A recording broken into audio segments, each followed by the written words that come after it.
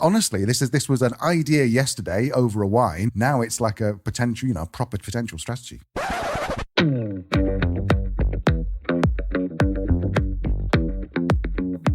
Hello and welcome back to A Sideways Life, the honest guide to living and working abroad.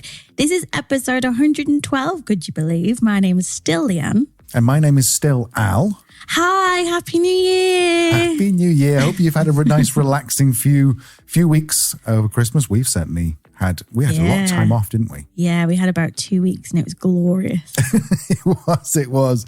We worked really hard. As you probably know, regular listeners know, we have another podcast we launched around about summer, autumn last year, and that's really taken off and it's doing really, really well, but it is exhausting. Mm. And then we did 25 days of Podmas. That was 25 days from the 1st of December, 25th of December.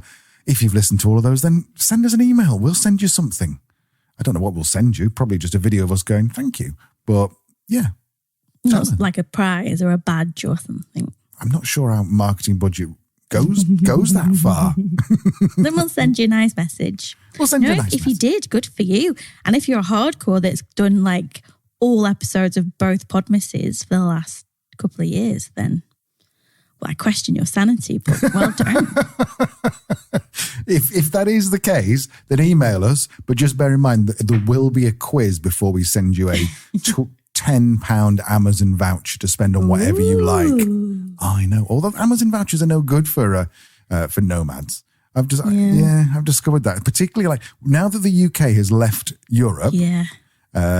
Then whenever you order something from the UK from Amazon, it costs you about another 20% just in import duty. Yeah. So it's not worth it. Although it's a hack. If you live in the UK, if you are from the UK, you're used to Amazon and you're living in a country in Europe, go to amazon.de. You can do that in your app. Just go to account and settings country and it'll be in English, but you'll get the German Amazon and you won't have to pay the import duty. And they've got probably about 90% of the stuff that the UK's got and also pretty quick delivery and not bad prices.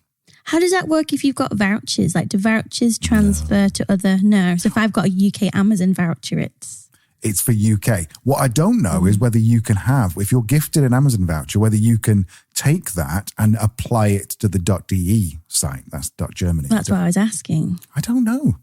Or could you then use that Amazon voucher to buy an Amazon voucher for a different Amazon website? I think you might blow up Amazon. I mean, that's very clever. I like this kind of thinking, but I don't know. I may or may not have got an Amazon voucher for Christmas from somebody. So, well, tell you what, we will try that. We'll try and buy an Amazon voucher with an Amazon voucher and see what happens. So if your cat letter doesn't arrive tomorrow, then you know it's because we've blown up the Amazon servers by trying to. Well, that clears up what we're doing this weekend.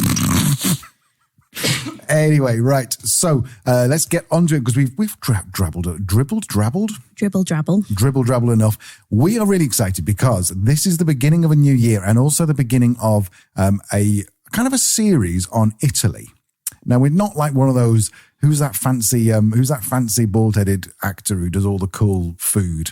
Stanley Tucci. Yeah, we need to watch that as well. We do, but it's not that kind of series where it's all beautifully polished and we'll still be sitting in our same chairs in Croatia. But the reason why we want to talk about Italy is because it's been somewhere that we've never really considered as somewhere we want to necessarily stay. I don't know why. We've been there a couple of times, haven't we? Yeah. I don't know. I guess it's whether we left Spain and we wanted to go further east and then we enjoyed it further east. There's no reason to come back further west towards Italy. I don't know, because like you say, when we have spent there, the time we have spent there, we've really enjoyed it. And it is quite similar in terms of like Mediterranean lifestyle and the food is amazing. Mm-hmm. I'm excited. I'm excited to explore. I'm excited to learn more from our lovely guests that we have today and lined up as well. I think it could be interesting. Yeah, so talking of guests then, our first guest in this series is the guest on this episode called Jennifer Sontag. I think Sontag is German for Sunday, so that's a cool name, Jenny Sunday. It sounds like a dessert. And Jennifer is from the Italian Citizenship Concierge.com. And she is such a lovely, lovely, lovely lady. Great story. Although there was so much information that she gave us, I cut out a little bit of her backstory. I'm sorry, Jennifer, just so we could get to the meat and potatoes of the interview. And basically, she just talked us through what it's like. She's American, what it's like moving to Italy. And essentially what tax you pay, what it's like for freelancers, how you get a visa, etc., etc., etc.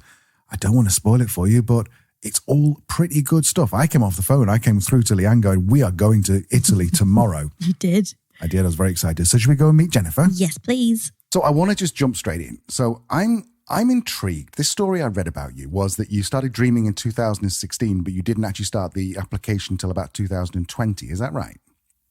That is correct. Yes, there was a few fits and starts along the way. A messy, nasty divorce, a 1-year move to China that turned into 3 years with COVID lockdown, and then a very short stint in Barcelona, Spain on the way to Italy. And 5 years later, finally had my citizenship, and that spurred me starting a company to help others get their citizenship in less than 5 years. So tell me, I'm curious. Of those 5 years between thinking about it and doing it, was there anything like fear or worry stopping you from pushing that process forward? Absolutely. The biggest worry was, what the heck was I going to do in Italy? The Italian economy is famous for, not having enough jobs, and the jobs that they do have being drastically underpaid. And in 2016, I was just finishing up a PhD and restarting a second career. So I was, very focused on making sure where I moved that I was going to be gainfully employed. And so I had to do a little bit of a little zigzag in order to make that happen. And so that was why my first stop was in China, where I went and I was teaching business and economics. At that point, pre-COVID in China, it was kind of a great place to go and just make a lot of money and live for cheap and sock that away.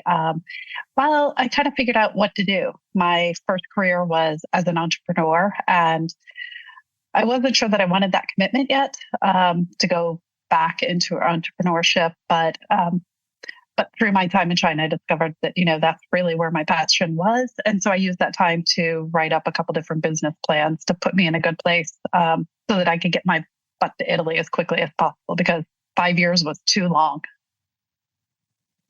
So if someone is considering moving to Italy, but they are looking for a job there, what was your advice around that?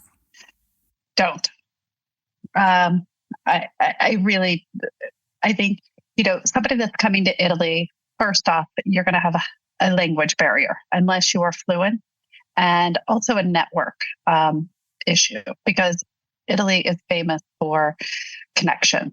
You need to have your local connections. This is not something that you just go on LinkedIn and submit a couple of applications and end up with a job. You really need to have some connections and those language skills.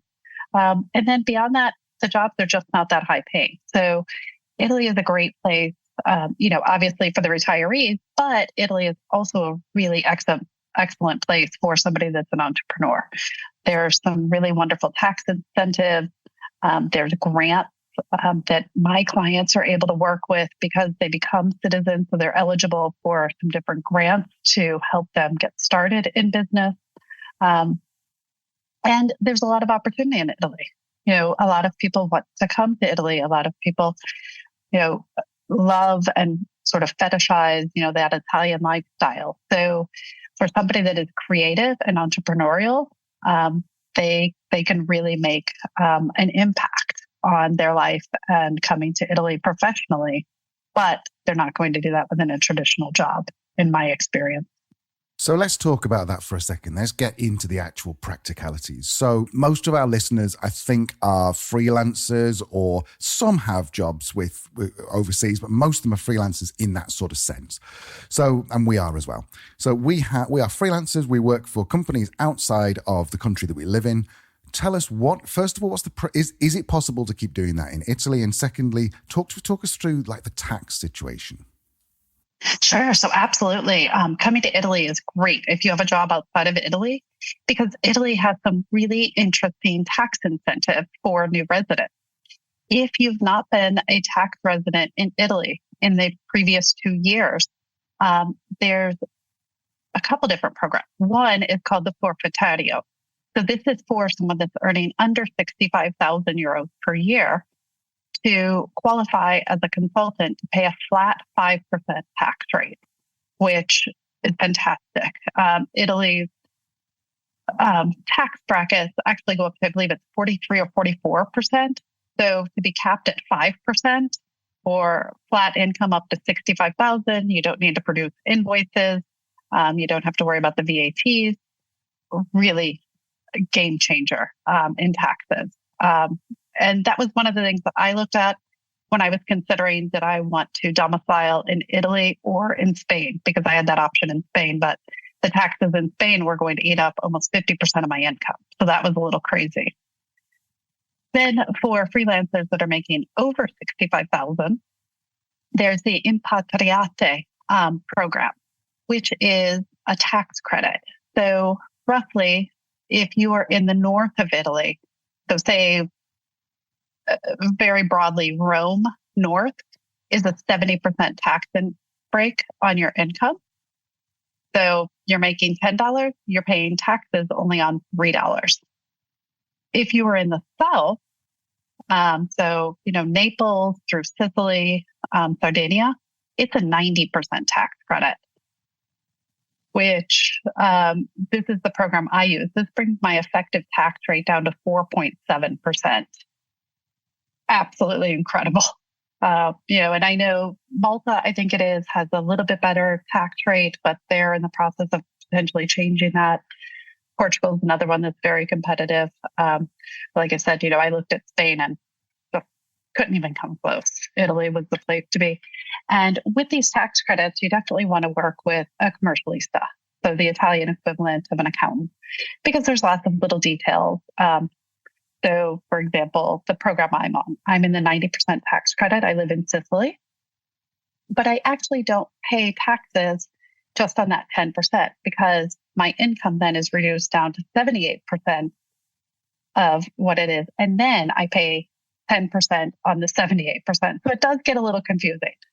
So highly, highly recommend talk to a tax professional for your individual situation, but know that Italy can be really great for freelancers and for people that are entrepreneurs or coming with jobs that are outside of Italy. I have to be honest, I didn't know anything about this. Now, you've mentioned a couple of terms there. I'll put them in the show notes, so we'll talk afterwards and you can send me the actual links to the proper things. I won't try and butcher the pronunciation. Now, are these kind of like a timed thing? So say for the first 5 years, you get this tax credit. Yeah. Yes. So that's kind of the trick. So the first 5 years, you get this tax credit. You need to participate for a minimum of 2 years. Then this gives you the credit for the first 5 years. But if within those first 5 years, you have a couple options. You can purchase a property. It can be an income property. So this is one thing that I've done. I am buying a rental property that I will not be living in, but I'll be generating income on it. That's going to extend my 90% tax credit up to 10 years. Wow. If you want to have a child, I am way past childbearing age, but if you have a child, that can also extend your credit up to 10 years. And then once you move off of that 10-year mark, there are other programs that you can move into, not quite as low of a percentage of an effective tax rate of 5%, but at 15% that you can move into on a more permanent basis. So you're not going to roll from 5% into that escalating 40-something%. They will soften your blow. So, this is really, really interesting. Now, Portugal's got a route to residency via buying the golden visa. Out of interest, do you happen to know the amount? Like, is there a minimum purchase price for you to be eligible for that scheme? No, there's no minimum. You could buy one of these €1 houses, meet all of the qualifications to make your €1 house livable in 3 years. You could buy a low cost, one of the house that I'm looking to purchase is $35,000 and it's livable. It's in a small village and I'll rent it to a local for $300-400 a month. That'll more than pay the mortgage and it'll give me the tax credit. Mortgage. So in Portugal, you cannot buy with finance. So, well, you can in Italy. You can in Italy. I think we're going there next week. I think we're going to pack up Croatia and off we go to Italy. So I'm going to ask a bit of a strange question here. And so from your experience then, this sounds like it's so beneficial for someone who's coming into Italy from a different country. How do the locals react to you knowing that you're paying far less tax than they are, that you probably aren't native with the language? What's your experience of that? So for the most part, the locals, because I'm in Sicily, so the Sicilians are very welcoming, lovely people. And for the most part, I have had, them say, how lucky I am. And this is really great. Take advantage of it. This is perfect. I did, when I was first moving here, I was interviewing commercialistas. I was interviewing accountants, trying to decide who to go with. And one who is very, very popular in all of the expat groups said to me, well, you're just lucky because you're a new Italian and you can get this. That's a little bit of a side of shade. Thank you very much. But that's the only derogatory comment that I had. And I was kind of surprised it came from a commercialista. Here's a guy who could know all of the loopholes and especially for what he was charging, I was a little put off by that. But for the most part, Italians think it's brilliant. And you will find many of the Italians, if they are entrepreneurs or they are freelancers, they have similar schemes that they are taking part in. I do know a friend of mine who's a tour designer. He's on a forfeitario program where he pays 15% flat. And so that works out really well for him versus that tax bracket up to 40%. So they do have options. We've already said that non-residents can buy property. Even people who are applying or going for the citizen can buy. But I've also read that there are certain areas, like there are in Spain, certain areas where there is an incentive to buy a dilapidated property. Do you know anything about that? Absolutely. In fact, we are starting to work with one town in Sicily called Le Carapriti that they would like to have these interior mountain towns, right? They've been left behind all through the south, all through Italy. The jobs have left, the people have left. They've went on to America, they've went to Australia, they've moved north. So these towns have some beautiful homes that have fallen into disrepair. And through incentives, working with both local and national government agencies, they're able to put together some really great incentives. So the €1 house, for example, or the different low-cost houses, they come with some restrictions and some hoops you have to jump through. But there's also the option to buy some really great houses for low cost. We're talking $10, $15, $20, $30,000 for a nice house that you could actually move in, live in. Is it rural? Yes. But are you still 45 minutes from a big city if you have a car? No big deal. You'd have a great lifestyle. You can take mortgages on these houses. But then some towns are even a little more creative and they're doing incentives. There's a town up near Calabria that's offering new residents €30,000 to move in and to purchase a house to help people finance that house and renovate it and bring it up to more modern standards. There's other towns who offer young families $10,000, $15,000 to help them move in. In the south, in Sicily, where I live, some of the rural mountain towns are starting to offer €5,000 to €10,000 euro grants to help people not only move to their town, but to open businesses in their town because they see that emigration, new people coming in, immigrating is going to replace those people who have moved out. I just love this. So basically what you're saying is that Italy will not only let you live there, but sometimes will give you a very cheap house. We'll give you a grant for you can maintain that house and you'll only pay 4% effective tax rate. Yes. Now, This is incredible. What's the catch? and the catch is, it's Italy. Italy has the reputation for chaotic bureaucracy for a reason. You will talk to one agency or one person in the office, and they will tell you one thing, and the next person will tell you something else. So with all of these incentives are out there, all of them are real. People are actually doing it, but it sometimes takes a little bit of savviness to understand how to work through it. And it also takes nerves of steel. So you've got to be agile and willing to lean into that chaos of coming to Italy. But it's worth it. I mean, for the incentives, the beautiful lifestyle, the amazing food, the low cost of living, fast Wi-Fi, small towns. I live in a town of 12,000. We have 5G fiber running through our town.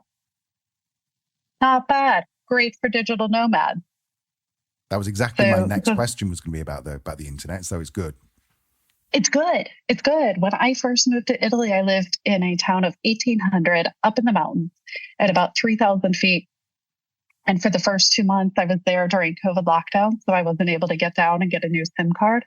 I hotspotted off my 5G TIM SIM card that I was paying 20 euros a month for, working online as a Salesforce administrator. Yeah. So the internet is good. It's fast, it's cheap, and it's very reliable. One of the things I wanted to ask you about was why would you choose Italy over countries like Greece, Portugal, or Croatia? But I think you've answered that perfectly with just what you've just said there. This is just absolutely brilliant. So tell me, if someone's at the actual sort of mechanics, someone's a freelancer, they want to come to Italy, but they don't necessarily want to go for, say, I don't want to commit to living here. What are their options for trying it out for a couple of years? So you've got a couple options, depending on your visa. You've got the 90 days in, 90 days out. You do the Schengen shuffle, back and forth. But then beyond that, there's different visas. Italy has passed the law for a new digital nomad visa. They are still working out the details, and hopefully, this has been going on for about a year now. Hopefully, we'll have the new rules around this new digital nomad visa in the next 6 months. New government came in September, so everybody in the industry is just kind of giving them some time to figure this out, with the hopes that that should be coming. Otherwise, Italy's visas do tend to be limited. They only offer about 2,500 elective residency visas per year for the entire world. So very, very limited. However, if you come in with a well-prepared package, so your financials, your letter, all of your documents, the chances are pretty good that you can get that elective residence visa. It's good for 1 year. It is renewable. It does lead you on the path towards eventual permanent residency or citizenship. It takes 10 years if you have no ancestral connection to Italy to get to qualify for citizenship through the elective residency visa. Financially, your obligations are to bring in about 3,500 euros per month in reoccurring revenue. So if you have, rental property in another country, if you have some sort of annuity or something that's paying you on a regular basis, so you're not actively working, right? So that's the trick with that one. The other option is for high earners. Italy has a couple different visas that you can purchase, similar to a golden visa. And so I can share out the details with that. And all of those then, again, qualify you for different tax rates. They do lead to the path towards citizenship. If somebody does not have an ancestral connection to Italy and they live legally in Italy on a visa for 10 years, they qualify for citizenship. If you had a great-grandparent that was born in Italian citizenship, you come legally on a visa, you can live here for 3 years and gain your citizenship that way. Or if you have a good, clean line, meaning that no one in your family renounced their Italian citizenship, you can come and skip the visa line, completely skip proving your income and what kind of work you're going to do, and come straight in and apply for recognition of citizenship through their de sanguinis program, meaning the right of blood. And that's something that I did. And I know a lot of people are looking at currently. Interesting. Quick question then. So if you came in under any one, you've mentioned there three, I think, which is the digital nomad visa, which is not live yet, golden visa, and elective residency, which is your non-lucrative. If you came on any one of those, does that immediately give you rights to Schengen? The 90 days disappears? The 90 days disappears, yeah. So it's a visa that you're going to need to live in Italy, but you can still travel, right? So your primary residency, your contracted visa is with Italy. So this is where your residency is going to have to be. But then, yes, you can travel around beyond those 90 days for as long as you have that visa. Interesting. I want to just talk for a second about, again, living in Italy. Now, from those of us who are outside of Italy looking at the news, it appears to us, and please correct me, it appears to us that the new government that's come in September is slightly more right-wing than it used to be. Now, first question is that being depicted correctly? And secondly, does that have an impact, say, for example, in inclusivity, so LGBTQ plus, that kind of thing? I know in Poland it's slightly more difficult or not quite as recognised anymore. What's your thinking on that? So my experience with this, and from both personal experience and professional experience of working with different government agencies, is local governments in Italy are given a lot of latitude and in setting the rules and interpreting the laws and how they will apply within those communities.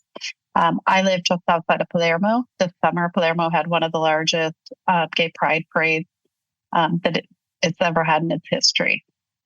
So, I think it really depends regionally.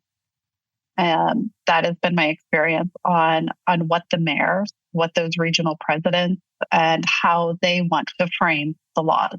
Italy's kind of an interesting country. This is why we have so much trouble with bureaucracy. The national government will set up a law, but then it's up to the 8,000 communities within Italy to interpret those laws the way they want. So Italy doesn't act always on precedent. So kind of a good thing and a bad thing. Each town can interpret the rules the way that they want. The new government is much more far right wing. Immigration is a big concern for this new government.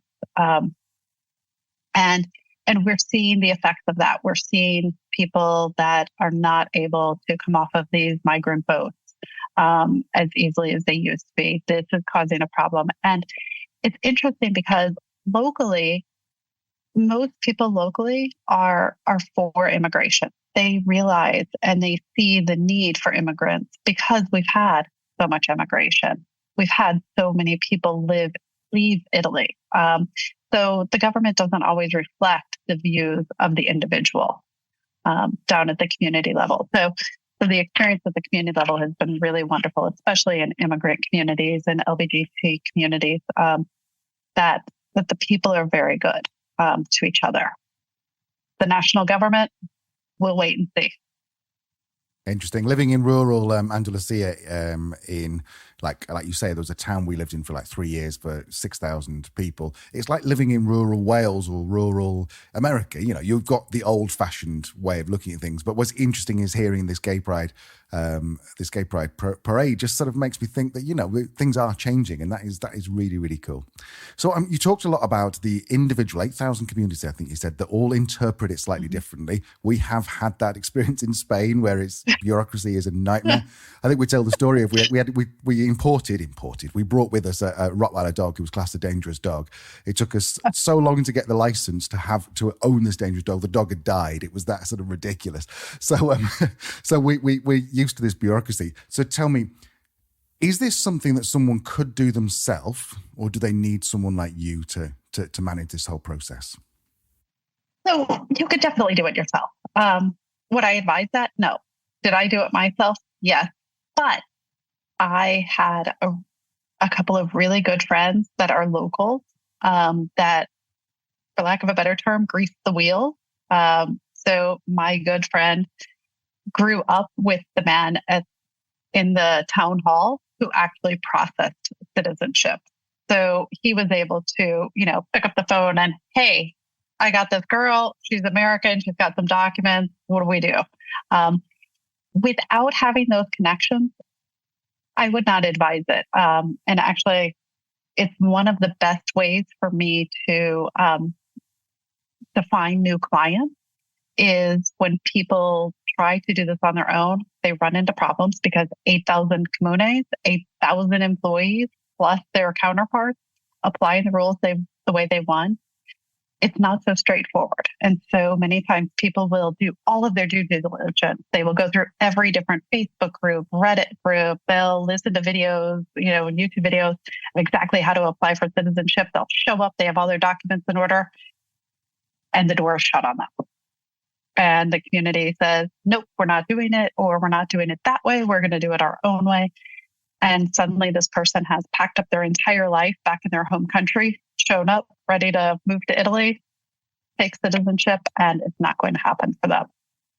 So it's a really frustrating process that all 8,000 of these communities can interpret the law the way they want, which has created a cottage industry for freelancers and entrepreneurs like me to smooth through and make those connections to help my clients get through.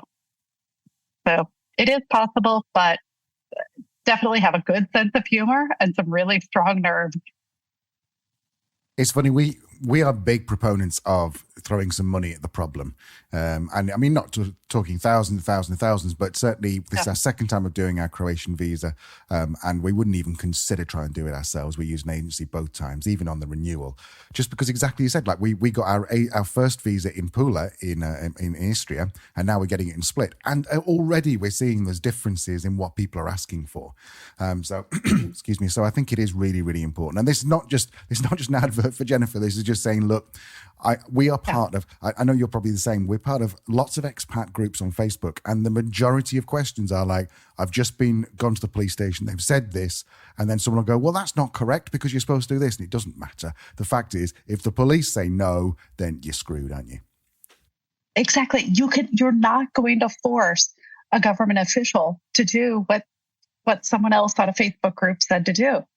Every single experience is going to be different. And, I equate this to, look, I go to a doctor for a reason. They're an expert. They have studied the body. They have studied their skill and their specialty, and they know what to do. Same reason, when I get my car fixed, I take it to a mechanic. I don't take it to the butcher. I don't try to fix it myself. There's a lot of technical specialties, that are needed. You need to understand those intricacies that we miss sometimes in a Facebook group. Absolutely. And the patience. Couldn't do your job. I tell my clients that, look, if you paid me, for all of the stress, this would be a completely unaffordable process. 9 times out of 10, I walk out of these offices, and I do this every single day. I'm going in and out of these out of these comunes, as they're called, the town office, and I'm going out of the immigration police. I couldn't even begin to count the number of times I've walked out with my head in my hand, shaking or in tears or frustrated and wanting to scream. And I do this every day. And they change the rules day by day, working with the same people because they can. And there's nothing I can do to say the difference. So, we take all that stress for our clients. And sometimes it just does make sense to throw money at the problem. If you want to do this and you want to do it quick and clean, get an expert. It doesn't have to be me, but don't stress yourself. There's better battles to fight in life. 100%. When it comes to visas, I think you can either have it cheap, fast, or done well. You just choose two. You can't have all three. So exactly. So tell me, what Jennifer, what question have I not asked you that you think I should have done? I think the big question a lot of people ask us is, why should we move to Italy? And I think that's always telling for people, especially new expats or new immigrants, is, why should I leave my home country? It's convenient. It's easy. I've got friends. Why should I start over? Because why not? there's so much life out there, and there's so many new experiences. And yes, you may have been to Croatia where you're at. You may have lived in Spain. You may have lived in the UK. Each country is different. And I am a big proponent of get out there and try it. You can always leave. Italy may not be for someone, but it's worth the try. And it's always very, very different than that experience on vacation, right? So getting into immersing yourself in that culture, learning that different rhythm of life. I think that's what keeps us young. That's what keeps us inquisitive and learning. And it keeps us on our toes for sure. Definitely. Brilliant. Well, Jennifer, it's been absolutely fantastic. You've convinced me. I'm going to go and talk to my wife and Leanne, and we're going to, this is definitely now, honestly, this was an idea yesterday over a wine. Now it's like a potential, proper potential strategy. Absolutely. Love to have you in Italy. Love to show you around. It's just such a beautiful, beautiful country. So thank you so much, Jennifer. All of the links are going to be in the show notes. Definitely recommend having a conversation. Do you have some kind of like free consultation or anything for someone who's interested in learning a bit more about it? Absolutely. Absolutely. We say we give a free 30-minute consultation. Those consultations end up being usually about an hour with a couple of follow-up conversations. So absolutely reach out to us at our website, Italian Citizenship Concierge.com, and set up a time, and we will talk and go through, what are your options? Even if you're not an Italian descendant, is there a visa that would be right for you? What is that pathway to get you to Italy so that you can live la dolce vita? Okay, so there was Jennifer. She was so generous with her information. Obviously, we're not trying to advertise on her behalf and say you must use Jennifer. But every time we've gone for a visa, we've all gone for anything bureaucratical. Is that a word? Bureaucratical. I don't know, but I like it. Me too. I'm going to write that down and use it a bit more often this week. So if anything that's involved bureaucracy in Europe, particularly Southern Europe, we've always paid someone to do it, because the one time we tried to do it ourselves, it was a fucking nightmare, wasn't it? Took years. It literally did. I think at the end of that interview, I did talk about getting the license for the dog, and he died. By the time we got the license, yeah. Yeah, true story. So a couple of things that stood out to me on that interview. First of all, she was very clear. If you don't have a job and you want to live in Italy, get a job before you go to Italy, because you can't really get a job in Italy. I mean, that makes sense for most places, doesn't it? Yeah, I think so. I think unless you're in a niche category of people that speaks fluent Italian or, would have the skills needed to get, but even then. But then I think this is the thing, isn't it? It always makes me smile when you see things on social media that's like, learn how to be a digital nomad in 2023. And it's like, that's not a thing. Like, it's a lifestyle. It's not my career. It's not what I do.